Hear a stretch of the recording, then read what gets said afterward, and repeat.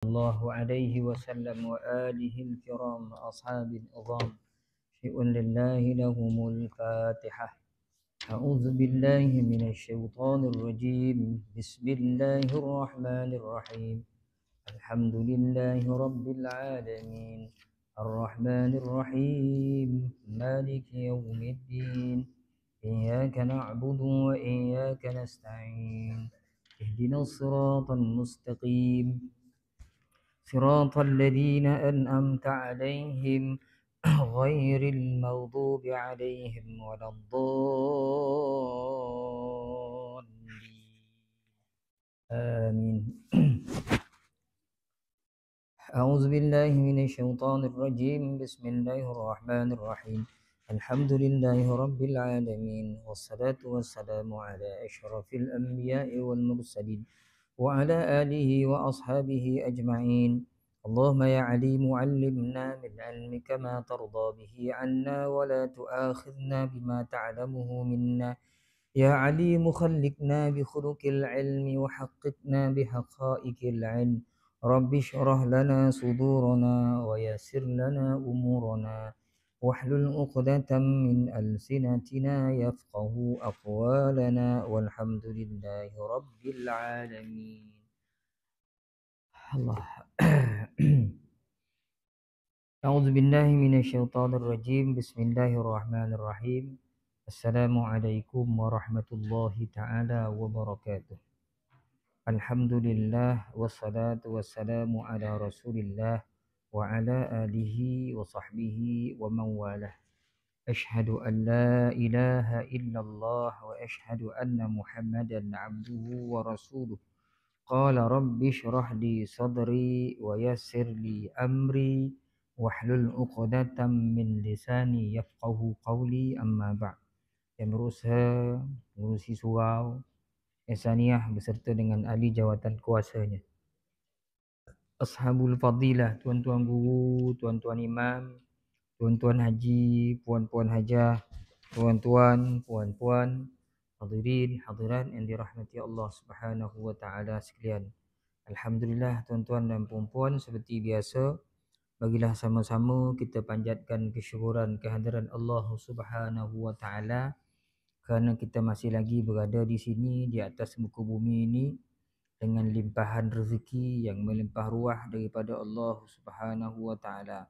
Sampai ke hari ini tuan-tuan, kita dapat malam ni sembahyang maghrib secara berjamaah. Mudah-mudahan Allah Subhanahu wa taala sentiasa memberikan kepada kita kekuatan, semangat, azam untuk terus istiqamah dengan amalan-amalan kita tuan-tuan sebelum kita dijemput oleh Allah Subhanahu wa taala. Mudah-mudahan insya-Allah.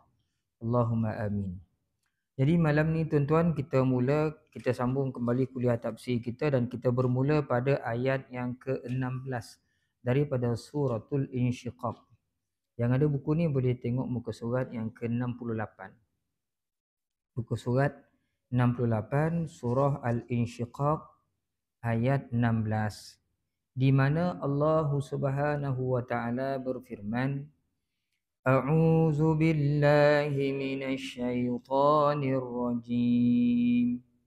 Bismillahirrahmanirrahim. Fala uqsimu bisyafaq wal laili wama wasaq wal qamari idza اتسق لتركبن طبقا عن طبق فما لهم لا يؤمنون وإذا قرئ عليهم القرآن لا يسجدون بل الذين كفروا يكذبون والله أعلم بما يوعون فبشرهم بعذاب أليم إلا الذين آمنوا وعملوا الصالحات لهم أجر غير ممنون صدق الله العظيم. Fala uqsim. Alif mati bertemu dengan hamzah dalam dua perkataan. Satu fala, satu uqsim. Jadi bila sebut alif huruf man, alif atau ya atau waw yang mati bertemu dengan hamzah berbaris dalam dua perkataan, itu adalah mad jaiz tuan-tuan. Kita baca empat harakat. Fala uqsim. Biasanya kalau kita nak kenal mad jaiz ni senang ya. Huruf hamzah tu ada rumah. Apa rumah? Rumah alif. Kalau huruf hamzah tu terkonteng-konteng ya, tak ada rumah tu, itu mad wajib. Itu mad wajib. Kecuali kalau perkataan amana, amanu. Yang itu hamzah tu memang terkonteng-konteng ya, tak ada rumah dah. Yang lain-lain tu kalau jumpa tanda panjang, depannya ada hamzah. Hamzah tu ada rumah, duduk di rumah alif. Alif jadi rumah dia lah. Maknanya itu mad jaiz tu. 4 harakat tuan ya. Fala uqsim, qaf yang mati tengah-tengah bacaan kita, tengah-tengah ayat. Ini qalqalah suara. Ada bunyi dia takkan suara. Uqa. Simu bisyafaq. Syafaq dia duduk kat ujung, kita qalqalah kubra. Kan? Ada yang sebut qalqalah wusta. Kan? Tak apalah wusta kubra kau je kuat lah bunyi syafaq, berbeza dengan uqa. Wal laili wa ma wasaqa, sama juga dengan syafaq qalqalah. Wal qamari iza tasaqa pun qalqalah juga. Latar, jangan baca latar. Kalau latar tu dah salah. Sebab apa? Ra mati sebelumnya bagi atas, maka ra tu kena tafkhim ataupun kena tebal. Latar, kita boleh baca ratal, latar, latar. Kabunna, semua nun bersabdu dalam Quran adalah wajibul gunnah, wajib dengung qada 2 harakat. La tarkabunna tabaqan an. Baris 2 di atas bertemu dengan ain. Ini izhar halqi, dibaca dengan jelas dan nyata tanpa dengung. Apa yang jelas? Apa yang nyata? Jelas dan nyatakan bunyi nun mati pada tanwin tu. Tabaqan. Itu nun mati kan? Jadi jelaskan bunyi tabaqan. Tak ada dengung. Al-tabaqa. Jadi orang kenal dia tahulah sini izhar halqi. Tapi ada ramai yang tak kenal hukum izhar kat sini. So tengok saja baris 2 di atas tu. Seperti mana yang dah banyak kali kita bincangkan. Setiap kali tuan-tuan jumpa baris 2 di atas yang selari kedudukan barisnya, atas dengan bawah yang sama panjang kan, maka itu tanda dibaca tanpa dengung. Tabaqan al-tabaq. Nun mati bertemu dengan ta. Ini ikhfa hakiki. Ataupun dari segi kaedah penulisan Nizam Osmani ni kita faham. Apabila nun mati, tidak ada tanda mati di atasnya, dituliskan tanda mati, tak ada tanda mati itu kena baca dengan dengung. Kecuali kalau di hadapannya huruf lam dan ra. Yang ini huruf ta. Jadi kita kena dengungkan. Al-tabaq. Maka tuan-tuan jadilah bacaan dia lebih kurang bunyi dia. A'udzu billahi minasyaitonir rajim. Fala uqsimu bisyafaq. Wal-laili wa ma wasaq. Wal-qamari iza tasaq. Latarkabunna tabaqan 'an tabaq. Sadaqallahul azim. Itu tuan-tuan dari sudut ilmu tajwid. Mari kita tengok sama-sama dari sudut tafsirannya. Dasarkan apa yang dicatatkan oleh Al-Imam oleh Ustaz Ahmad Sun Haji. Dengan kita melihat sebagai panduan kitab Al-Jami' di Ahkamil Quran tafsir Imam Qurtubi. Fala uqsimu bisyafaq. Maka sesungguhnya aku yakni Allah bersumpah dengan mega merah pada waktu senja. Syafaq. Ha? Jadi syafaq tu maksudnya fala uqsim tu maka aku bersumpah dengan syafaq. Syafaq ni kata Imam Qutubi di sini al-hamratul lati takuna inda maghribish syams, iaitu warna merah yang muncul di langit ketika terbenamnya matahari. Petang tu merah tu kan. Itu syafaq dalam bahasa Arab. Jadi Allah Ta'ala bersumpah dengan syafaq tu. Allah Ta'ala bersumpah dengan syafaq itu.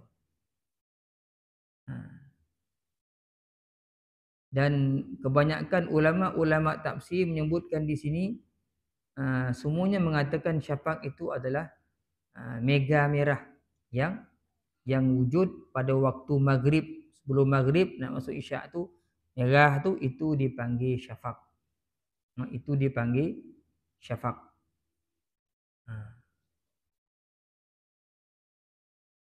Kata Imam Qutubi di sini berdasarkan apa yang disebut oleh Imam Malik, kata dia syafaq itu adalah mega merah di waktu maghrib. Apabila pergi mega merah ni, bila hilang mega merah ni, faqad kharajat min waqtil maghrib wa wajabat salatul isya. Jadi bila cahaya merah ni hilang ya, menandakan habis waktu maghrib, masuklah waktu solat isya. Jadi dalam ayat ni Imam Qutubi sebut Allah Ta'ala bersumpah dengan mega merah itu. Saya sempat tengok petang tadi tuan-tuan kitab Tafsir Tabari, Jami'ul Bayan an Ta'wili Ayil Quran. Kebanyakan yang sama, mega merah sebab Imam Tabari dia suka bawa hadis, banyak hadis, 2-3 muka surat. Tapi ada satu saya tengok lain sikit. Disebut di situ Allah Ta'ala katanya bersumpah dengan siang yang akan pergi. Disebut syafaq ni maksudnya an-naharu mudbiran. Maknanya siang yang nak pergi. Dan wal-lailu muqbilan, dan malam yang akan tiba. Jadi syafaq tu kata Imam Tabari dalam salah satu pandangan ulama yang dikumpulkannya, kata dia syafaq tu maksudnya Allah Ta'ala bersumpah dengan waktu, di waktu itu, di waktu siang akan pergi, malam akan mendatang. Jadi waktu tu disebut sebagai syafaq. Jadi ada lain sikit lah, lain-lain itu semua sama. Situ saja satu tafsiran yang berbeza sikit. Wallahu a'lam. Jadi kita dah bincang dulu Allah Ta'ala sebagai Tuhan, sebagai Rabb, Tuhan yang mentadbir mengurus sekalian alam. Dia boleh bersumpah dengan apa-apa makhluk pun dia nak. Tapi makhluk haram bersumpah dengan makhluk. Demi itu, demi ini kan. Jadi nak bersumpah, dalam satu hadis Nabi sebut, bila kamu nak bersumpah, sumpahlah dengan nama Allah. Wallahi, wabillahi, watallahi. Itu dia ajar kita. Okey, itu ayat yang ke-16. Kemudian ayat yang ke-17, wal-laili wama wasaqa, dan dengan malam serta apa yang diselubunginya. Muka surat 68 tu. Ini dikuatkan menerusi sumpahnya dengan mega merah pada waktu senja, dengan malam serta apa yang diselubunginya dari jenis makhluk melata yang berkumpul dewasa itu dalam sarangnya, dan dengan bulan apabila jadi purnama. Jadi bulan tu dah lain tu, itu ayat yang ke-18. Kita tengok ayat yang ke-17, wal-laili wama wasaq, dan aku bersumpah, kata Allah Ta'ala, dengan malam dan apa yang diselubunginya. Kan diselubunginya mana yang disembunyikannya ataupun dinaunginya ataupun dikumpulkannya. Nak lebih kita faham tuan-tuan, kita tengok apa yang dicatatkan oleh Al-Imam Al-Qurtubi di sini dalam tafsir ni. Dia kata wal-laili wama wasaq itu, wasaq tu maksudnya apa yang dihimpunkannya. Malam kan, malam akan menghimpunkan semua makhluk-makhluk yang ada kat dunia ni satu tempat. Dalam tafsir Tabari pun disebut, kenapa malam disebut sebagai dan demi malam dan apa yang dihimpunkannya, dikumpulkannya. Kumpul apa? Orang semua akan balik ke tempat perlindungannya, ke rumahnya. Kalau burung ke sarangnya. Kalau manusia ke rumah Kalau lembu ke kandang kan. Kau ikan ke lubuk Jadi itu semua automatik dalam malam tu. Kita macam tu juga. Dah nak malam balik rumah dah malam. Tak ada orang. Dah nak siang nak balik rumah tak ada. Malam balik. Jadi dia bukan secara kebetulan. Memang Allah Ta'ala dah susun. Begitulah sistem kehidupan manusia. Bila malamnya dia nak balik ke rumah. Sebab apa? Malam tu sendiri Tuhan jadikan sebagai kerehatan. Sebagai suatu makhluk yang menghimpunkan semua. Semua orang akan balik ke rumah. Balik ke ila ma'wahu, tempat perlindungannya. Tempat perlindungan. Itu disebut oleh Al-Imam Al-Qurtubi di sini. Sebab itu waktu malam ni diterjemahkan di sini dan malam serta apa yang diselubunginya. Bila malam datang, malam ni seolah menyelimuti segala-galanya. Gelap. Tak nampak apa-apa. Kan? Orang semua berehat dalam rumah masing-masing. Dalam makhluk-makhluk ni masuk, makhluk kejadian Tuhan ni semua duduk di tempat perlindungan masing-masing, tak bergerak. Jadi itu maksud menghimpunkan. Kata Al-Imamul Qurtubi dalam tafsirnya ni. Dan jadilah malam tu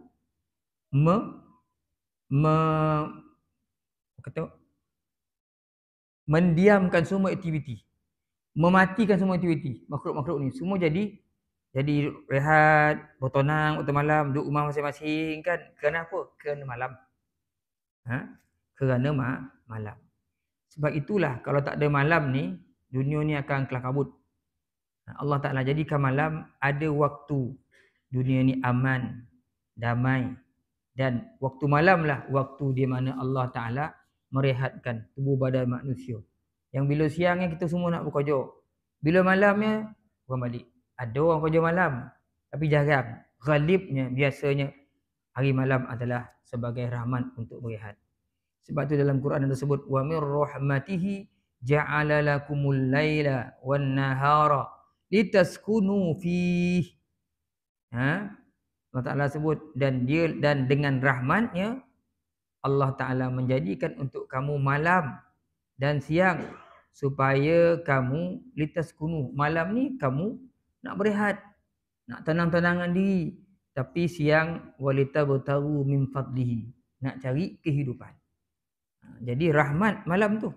Allah Ta'ala jadikan malam tu sebagai salah satu rahmat untuk manusia berehat seketika sebelum bangun bagi esok untuk cari kehidupan balik. Begitulah sistem hidup ni yang Allah Ta'ala susun. Kan? Susun untuk manusia, makhluk-makhluk lain juga. Okey, itu maksud wal laili wa ma wasaq.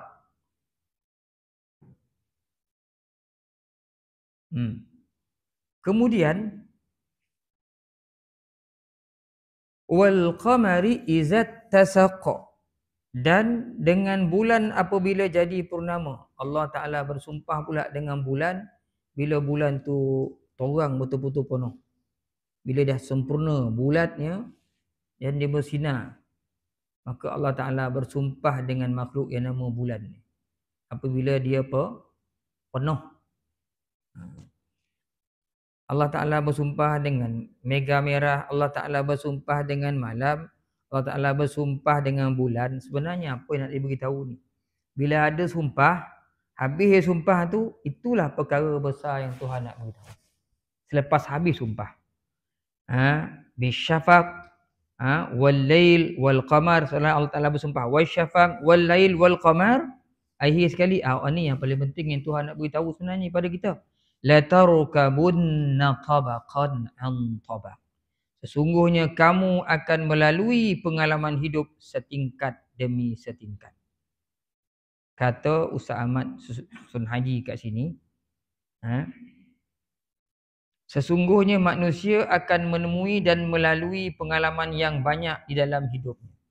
Semenjak ia dijadikan dari setitis air mani yang tersimpan rapi di dalam rahim ibunya, sehingga ia dilahirkan menjadi manusia yang sempurna bentuknya. Dilaluinya peringkat kehidupan kanak-kanak, dewasa dan tua bangka. Kemudian ia mati dan dibangkitkan untuk dihisap dan akhir sekali menjadi penghuni syurga ataupun neraka. Jadi ayat la tarkabunna Nun tu kita panggil nun taukid. Nak beritahu sungguh-sungguhlah kamu akan melalui pengalaman setingkat demi setingkat. Jadi siapa yang akan melalui pengalaman ni? Ustaz Ahmad Senhaji sebut di sini manusia. Dalam tafsir Qurtubi ni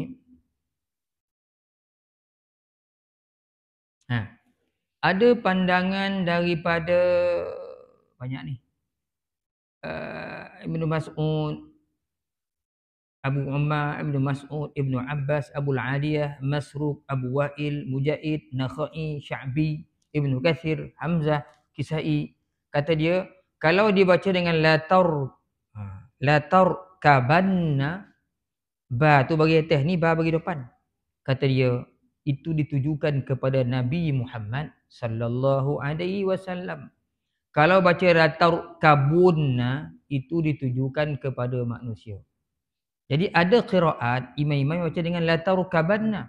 Maksudnya wahai Muhammad, kamu akan melalui pengalaman setingkat demi setingkat. Ada imam-imam yang baca dengan la tarkabunna, iaitu kamu manusia maksudnya. Seluruhnya akan melalui pengalaman setingkat demi setingkat. Jadi kalau ditujukan kepada Rasulullah ke ayat ni atau manusia pun dia tak lagi maksud, sebab Rasulullah itu pun manusia. Jadi kalau nak, sebab itu ulama tafsir banyak sebut ini maksudnya manusia, termasuklah Rasulullah SAW. Tapi kalau kita khususkan, kita baca dengan latar rukaban, maksudnya ini ayat ini ditujukan kepada Rasulullah umpamanya, berdasarkan tafsir ini, maksudnya kamu wahai Muhammad, kalau kita kata Muhammad sallallahu alaihi wasallam lah, akan melalui satu keadaan selepas satu keadaan yang lain. Nabi kan, daripada Nabi lahir, kemudian ayah meninggal dalam perut lagi, dia lahir, tua mak meninggal di abuak, lepas tu lah dia jaga di Pak Seragoi, meninggal Pak Seragoi, jatuh meninggal tu jaga di Pak Seragoi, bergele-gele sampailah Nabi sampai ke Madinah. Berapa banyak tu, halan ba'da halan. Pengalaman-pengalaman yang berbeza dilalui oleh Rasulullah sallallahu alaihi wasallam. Ada pandangan daripada Asy-Sya'bi menyebutkan, wahai Muhammad, kamu akan melalui sama ba'da sama, melalui langit, satu tingkat langit dengan tingkat langit yang lain. Maksudnya langit lah, kamu akan naik langit yang lain, wahai Muhammad, kata Sya'bi. Dan darjat selepas satu darjat. Maknanya Nabi itu akan diangkat kedudukannya, maqamnya. Itu pendapat Asy-Sya'bi. Sehinggalah kamu hampir kepada Allah Subhanahu wa taala. Maksud latar kaban ni, maknanya Rasulullah akan naik setingkat demi setingkat maqamnya sampai dekik dengan Allah Subhanahu wa taala. Ada juga yang mengatakan pendapat Ibnu Mas'ud, la tarkabanna sama, yang akan katanya ni yang akan melalui satu hal, bertukar satu keadaan kepada keadaan lain, itu adalah langit. Kata Ibnu Mas'ud, langit ni akan bertukar daripada satu keadaan kepada keadaan lain. Iaitu dia terbelah, kemudian dia dilipat, kemudian dia jadi macam lelehan perak, kemudian kedihan macam kejap macam kilauan minyak, langit ni berubah-ubah. Itu pendapat Ibnu Mas'ud. Tapi kebanyakan ahli tafsir, banyak Ustaz Ahmad Senhaji di sini sebut yang maksud ayat sesungguhnya kamu akan melalui tabaqan an tabaq, pengalaman hidup setingkat demi setingkat ni, kata dia ditujukan kepada an-nas, manusia seluruhnya. Jadi kita tuan-tuan berubah kan. Mula perut omak di alam azali, alam ruh, tak ada jasad, Allah masukkan dalam perut omak kita 9 bulan, masing-masing dengan pengalaman masing-masing. Ada yang keluar kot pintu, ada yang keluar kot tingkap, ada yang tak keluar-keluar langsung. Dia sampai kat situ dia diam kan. Keluar-keluar dah tak ada. Ada keluar sempurna, ada yang keluar kurang sempurna. Ada keluar-keluar jadi orang perempuan, ada jadi orang lelaki. Ada keluar-keluar perempuan bukan, lelaki perempuan. Itu semua kehendak Allah. Dah keluar tengok pula, ada dah keluar elok dia ikut proses itu. Lontang, nangkup kejap, tu berenang kejap, rangkak, tu berjalan. Ada yang selama-lama sampai umur 25 tahun, dia tak boleh bangun-bangun. Itu kehendak-kehendak Allah yang tak boleh kita nak halang. Allah Ta'ala tentukan semua. Itu pengalaman-pengalaman kita. Kita alhamdulillah melalui pengalaman yang sama macam orang. Bosa, elok, soga, buga sampai akhir tuan-tuan. Kita bila menjenguk ke belakang, kita akan dapat tengok kehidupan masa kita kecil, bosa sampai sekarang. Kita tak kahwin, kita dah kahwin, jumpa pasangan hidup, kita ada anak, daripada tak ada kerja, kita ada kerja. Sampai sekarang ni tuan-tuan. Latarkabun tabaqan an tabaq. Kita berubah-ubah. Daripada susah ke senang, daripada kayo, miskin ke kayo, ada juga kayo ke miskin. Ada yang tak sakit kepada sakit, ada yang sakit jadi tak sakit, elok balik. Jadi itu semua nak ceritakan maksud ayat ni, manusia ni dia akan berubah keadaannya. Siapa yang ubah ni? Ini semua adalah kehendak Allah Subhanahu wa taala. Kemudian dalam tafsir ni Al-Imamul Qurtubi rahmatullah alaih membawakan satu hadis. Dia kata banyak hadis tentang manusia ni akan berubah keadaannya. Tapi dia meriwayatkan satu hadis daripada Abu Naim Al-Hafiz daripada Ja'far bin Muhammad bin Ali bin Jabir radhiyallahu anhu. Kata Jabir, aku dengar Nabi SAW bersabda. Hadis ni panjang tuan-tuan, kita terus tengok terjemahan dia. Kata Nabi SAW, sesungguhnya anak Adam ini dalam keadaan lalai. Inna bna Adam lafi ghaflatin amma khalaqahu Allahu azza wa jalla. Manusia hari ini kebanyakannya lalai terhadap ciptaan Allah Ta'ala. Tuhan ciptakan dia tu, tentang kejadiannya dia lalai. Dia tak sadar, dia tu makhluk yang Tuhan jadikan. Sesungguhnya, kata hadis Nabi, Allah tidak ada Tuhan selain dia. Apabila dia nak menjadikan suatu makhluk, maka dia berfirman kepada seorang malaikat. Kata dia apa? Uktub rizqahu wa atharahu wa ajalahu. Tuliskan, tetapkan rezekinya, umurnya dan ajalnya masa kat bumi. Kemudian tulis juga sama ada dia ni di kalangan orang syaqiyan, orang susah, orang celaka, ataupun sa'idan, orang bahagia, orang tak menderita, orang senang. Tulis keadaan-keadaan ni semua Tuhan tentukan. Kemudian malaikat ni pun naik. Turun pula malaikat lain, Allah Ta'ala utus malakan akhar. Fayahfazuhu hatta yudrik. Malaikat ni bolo dia, jaga dia sampailah dia membesar akil balik manusia ni. Kan? Tentukan rezeki dia, Tuhan tentukan umur dia bertahun-tahun nak hidup, ajal kemudian tentukan dia ni orang kaya kau, tak kaya kau, senang kau, susah kau. Malaikat dah tuliskan semua, dia naik, turun malaikat lain pula. Jagalah budak yang baru dijadikan Allah Ta'ala ni, hidupkan ni sampai dah dia akil balik, dia besar. Kemudian Allah Ta'ala mengutuskan dua malaikat pula. Bila kita dah akil balik, datang dua malaikat. Itu menunjukkan kita punya berbeza-beza kan kehidupan kita. Daripada budak, tentuan rezeki semua-semua. Datang malaikat lain jaga kita sementara kita nak besar. Sampai umur balik, datanglah dua malaikat yang menulis kebaikan kita dan kejahatan kita. Maka ditulislah kebaikan kita sampailah ajal kita. Fa iza ja'ahul maut, bila datangnya kematian, waktu kita nak mati, dua malaikat ni pun naik ke langit. Kemudian datanglah malaikat maut mengambil nyawa kita. Dia ambil nyawa kita. Bila kita dimasukkan dalam kubur, maka ruh kita dikembalikan ke dalam jasad. Kemudian malaikat maut pun naik ke atas. Datanglah dua orang malaikat penjaga kubur menguji kita. Kemudian dua-dua pun naik juga. Bila qamatis sa'ah in hatta alaihi alhasanat. Kemudian bila berlaku kiamat, waktu nak dibangkitkan kita, malaikat kubur ni pun naik dah. Datang pula malaikat yang catat kebaikan dan malaikat yang catat keburukan. Bila kita dibangkitkan daripada kubur, kata hadis ni, malaikat dua-dua ni datang, dia pun ambil kitab yang tergantung ma'qudan fi uniqihi, di tengkuk setiap leher manusia. Kemudian dia hadir, dua-dua malaikat ni hadir bersama kita, pergi bersama kita, jalan sama kita. Seorang surah kitab ni, yang seorang lagi jadi saksi. Kemudian Allah Subhanahu wa taala berfirman, laqad kunta fi ghaflatin min hadza fakashafna anka ghita'aka fabasaruka al-yawma hadid. Sesungguhnya kamu lalai daripada kejadian kau sebagai makhluk, maka fakashafna anka ghita'aka. Hari ini kami singkapkan penutup yang kau tak nampak, fabasaruka al-yawma hadid. Pandangan kau ini cukup tajam.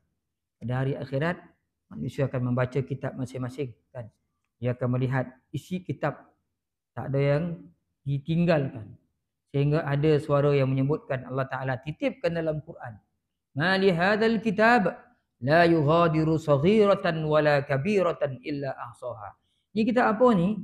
Tak tinggalkan langsung, yang kecil pun ditulis, yang besar pun ditulis. Semua perkara ditulis oleh Allah Ta'ala dalam kitab. Dan kita baca kitab kita sendiri, kita akan tahu amal-amal kita. Ini dicatatkan oleh Al-Imamul Qurtubi rahmatullah alaihi.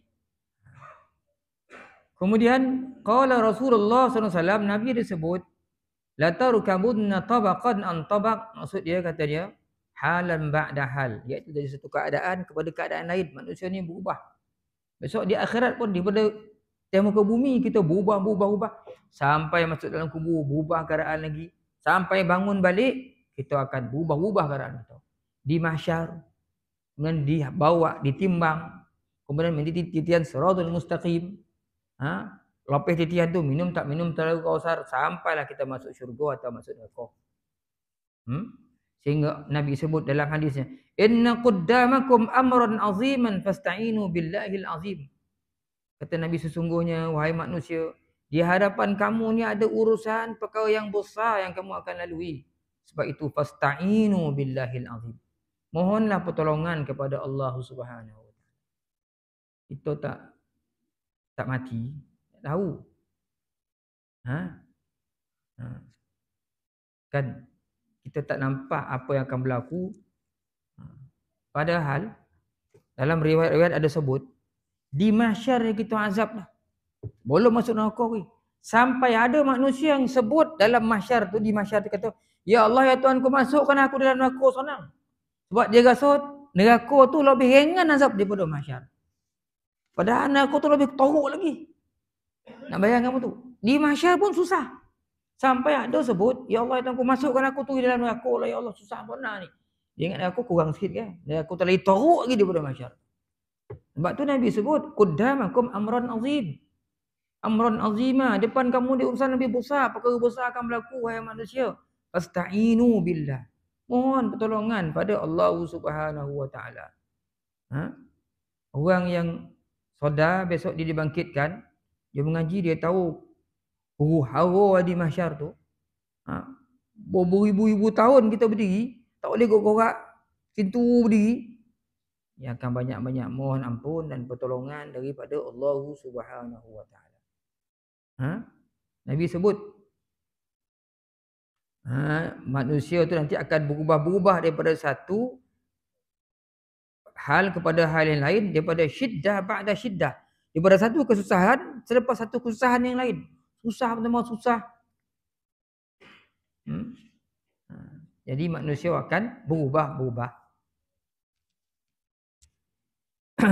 Okey, itu maksud tuan-tuan, la tarkabunna tabaqan an tabaq. Ada juga hadis Nabi disebutkan di sini, la tarkabunna sunana man qablakum shibran bi shibrin wa zara'an bi zara'in hatta law dakhalu ala hujri dhab la dakhaltumu. Maksudnya kamu akan berubah daripada satu keadaan yang lain.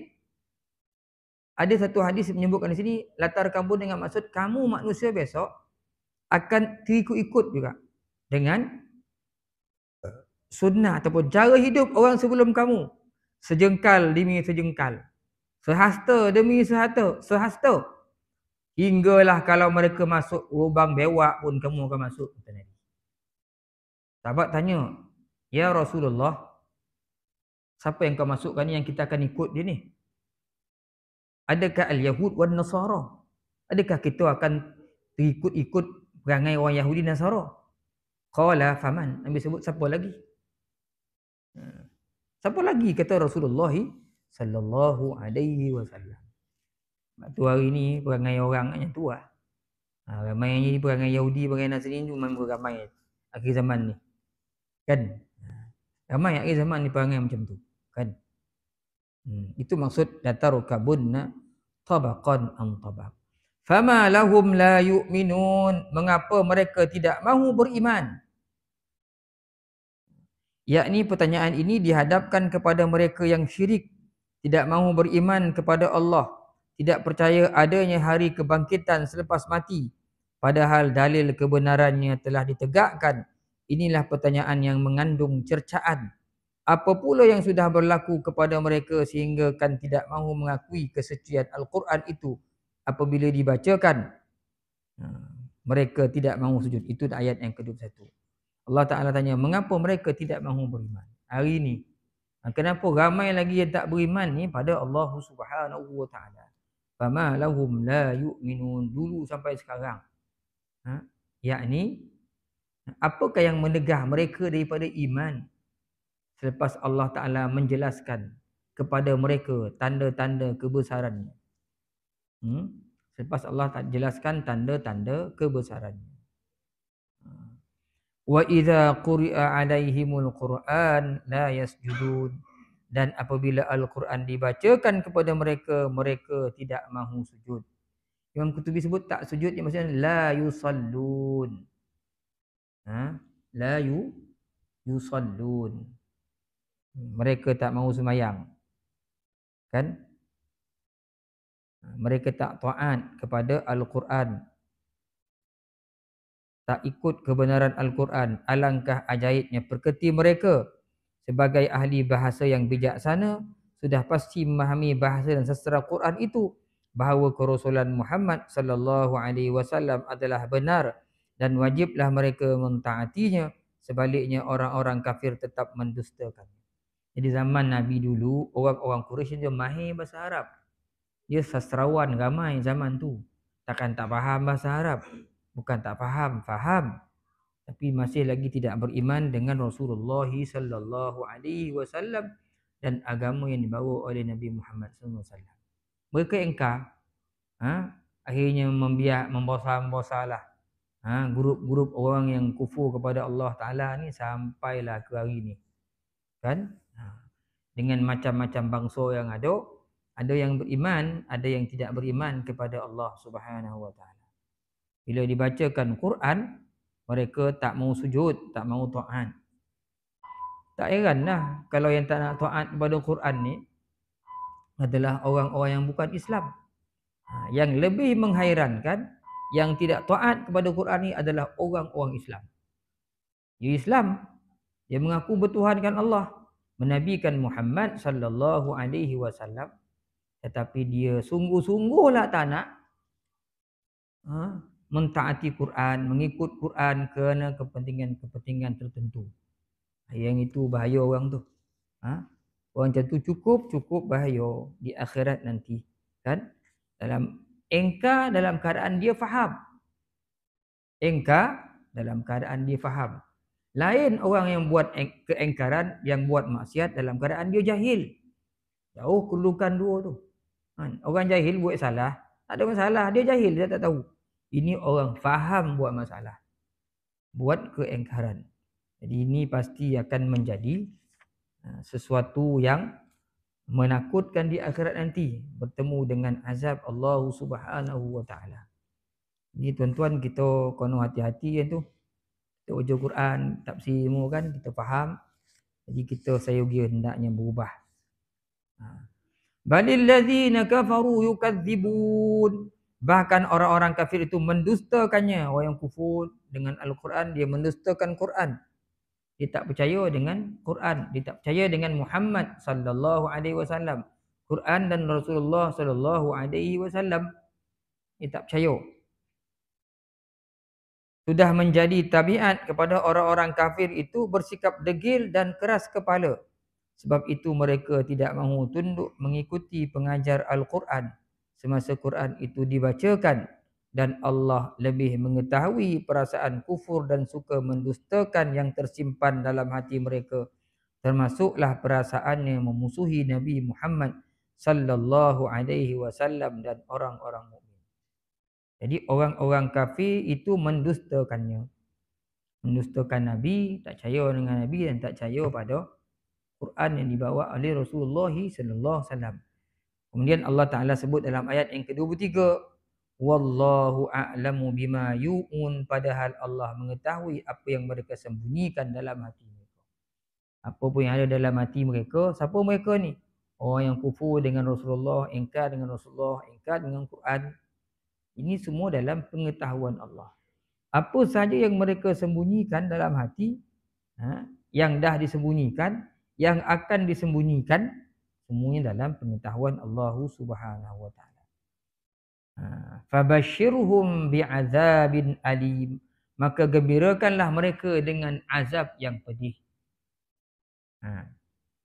Mereka ini diancam akan diseksa dengan seksa yang pedih, kecuali orang-orang yang beriman, yakni percaya kepada Allah dan Rasul-Nya serta beramal soleh atau mengerjakan kebajikan. Mereka akan mendapat pahala di akhirat dengan tidak putus-putus, bahkan berterusan sepanjang masa, dan mereka dapat menikmatinya. Kecuali orang beriman dengan Rasulullah sallallahu alaihi wasallam, dengan Quran, maka mereka orang-orang ni akan selamat di akhirat nanti. Disebut orang beriman tentang orang yang bukan iman talafuz ya. Iman talafuz ni dia lepasan dia beriman, tapi perbuatan dia tak beriman. Kita nak beriman, nampak keimanan tu dari sudut percakapan, iman kita benar. Dari sudut perbuatan pun iman kita benar. Kita bukan benar dari sudut percakapan, nampak macam benar beriman, tapi bila sampai ke perbuatan, jauh dengan apa yang diluahkan, yang disebut oleh lidah. Ini bermuka-muka nama. Jadi orang beriman ini, dia benar pada perkataannya, dia benar pada perbuatannya, dan dia benar pada i'tiqad, keyakinan hati dia. Benar. Dan dia belajar pun ilmu yang benar. Betul lah. Kan? Jadi bila orang boleh beriman dengan sesungguh-sungguh iman, percaya, yakin kepada Allah dengan ilmu, bukan saja ilmu yakin, sampai ainul yakin, yakin dengan mata hati, orang-orang yang macam inilah dibimbing oleh Allah Subhanahu wa taala. Kalau orang betul-betul beriman ni tuan-tuan, dia tak nak dia tak nak orang lain mendapat dosa. Kok keluar datang mulut kita, dia dosa dengan kita, tu masalah kata kita. Kan kita masalah, dia ambil dosa, kita tak payah, kita tak ada dosa. Kan? Yang itu ada masalah gitu. Dengar macam betul kan? Macam kita jalan, tak payah jalan depan tu, nanti orang tu kutuk-kutuk kita. Kita dah tahu dah orang tu memang menyampah kat kita berdua kan? Macam tu lah. Kok dia kutuk kita, kita dapat pahala. Malangkan tak payah sama tahajud, orang nak umpet kita. Kok macam tu faham? Yang tu ada masalah gitu. Betul tak? Kadang-kadang tu macam tu kan? Bang, orang tu macam kutuk kita kan? Tak payah, biar dia kutuk dia dapat dosa, kita dapat pahala. Cakap tu betul maksudnya, tapi dari sudut apa tu? Jiwa orang beriman tu kan? Ada something lah dengan kita punya jiwa. Orang yang betul-betul iman ni, kalau boleh dia tak nak saudara-saudara seiman yang lain mendapat dosa. Kalau boleh dia nak anjaan. Kita tutup malam ni tuan-tuan. Kejap. Fabashshirhum bi'azabin alim, maka gembirakanlah mereka dengan azab yang pedih, melainkan orang-orang yang beriman. Tetapi orang yang beriman dan beramal soleh, bagi mereka pahala yang tidak putus-putusnya. Kita bincang tadi, saya tutup malam ni kuliah kita dengan satu kisah. Nak cerita macam mana jiwa orang beriman. betul-betul kan. Kita kata kalau kita dah baik, dia yang berdosa dia ada. Kita tak payah sembahyang malam ni dah. Dah ada orang ngumpet, letaklah kau, dapik kau dosa. Siapa suruh ngumpet-ngumpet orang? Topik pahala kan. Tu macam tak ada salah Tapi orang beriman tak macam tu. Tuan-tuan ambillah kisah yang berlaku kepada Imam A'mash dengan Imam A'rash. Imam A'mash ni tok guru, A'rash ni anak murid. Seorang tempang, orang buta. Dua-dua ni. Seorang tempang, seorang buta. Yang buta ni berpaut ke orang tempang. A'mash paut ke murid dia tempang. Jalan dua ni. Jalan dua orang ni. Jadi orang buta tak nampak paut ke orang tempang. Orang tempang ni pula dia tempang. Pegang pula ke orang buta sebab orang buta ni kaki betul. Jadi dua cacat. Orang tempang berharap ke orang buta, dia kaki elok. Orang kaki elok pula buta pula berharap ke orang tempang. Tak mata dah. Jalanlah Imam A'mash dengan Imam A'rash ni tok guru anak murid. Sampai satu tempat orang ramai, Imam A'mash kata ke anak murid A'rash, ada orang ramai tak? Kalau kita lalu ni kan mesti kita kena kutuk. Tu dah selalu Tengok tak? Orang tempang gantung kat orang buta kaki elok. Tapi orang buta ni pula kaki elok, buta pula. Dia pun harap kat orang tempang. Mata orang tak nampak, mata orang tempang kan nampak. Kan? Kata Imam A'mash kepada Imam A'rash, tak payahlah kita lalu kat situ. Orang nampak kan dikutuk kita. Kata Imam A'rash, anak murid tok guru cakap lain. Imam A'rash kata, wahai guru, kata dia. Oh masalah kita bukan ganggu dia, kita lalu lah. Kan kalau dikutuk dia dapat dosa. Kita dapat pahala. Kata Imam A'rash pada gurunya A'mash. Kan kita dapat pahala, dia dapat dosa. Kata Imam A'mash lagi, kan lebih baik mereka tak dapat dosa dengan sebab kita lalu di sana. Walaupun itu tak dapat pahala tak apa. Sekurang-kurangnya kita selamatkan mereka daripada dosa yang sebab datang daripada kita. Kalau itu satu kebaikan pun ada pahala dah. So, eloklah kita tak lalu itu. Kan kalau lalu kan kita ni penyebab orang berdosa pula. Kalau lalu kan orang tu dapat dosa. Kan lain guru dengan nak murid kata, tak apa dah guru, lalu ya kutuk-kutukan kita dapat pahala. Imam A'mash tahu. Tak payah lalu situ. Kan kita lalu situ, mereka semua akan dapat dosa kerana mengutuk kita. Tak payahlah kita lalu. Tu jiwa orang yang betul-betul beriman dengan Allah Ta'ala, beramal dengan ilmunya. Itu yang kita nak buat tu. Tapi susah. Susah. Bila kita gorang-gorang dengan kawan dengan sahabat-sahabat kita kan, dia tak keluar kat mulut, tapi dalam hati tu mampuslah kawan, payah bona. Kan? Dia tak keluar kat mulut, tapi dalam hati tu goram tu, ya Allah. Kan susah nak mendidik jiwa, mendidik hati ni tuan-tuan. Kita cakap mudah kan, tapi bila konon kat kepala kita sekarang, sukar kita nak mendidik jiwa kita. Illal ladzina amanu wa amilus solihat lahum ajrun ghairu mamnun. Sesungguhnya tetapi orang-orang yang beriman dan beramal soleh, bagi mereka pahala yang tidak putus-putusnya.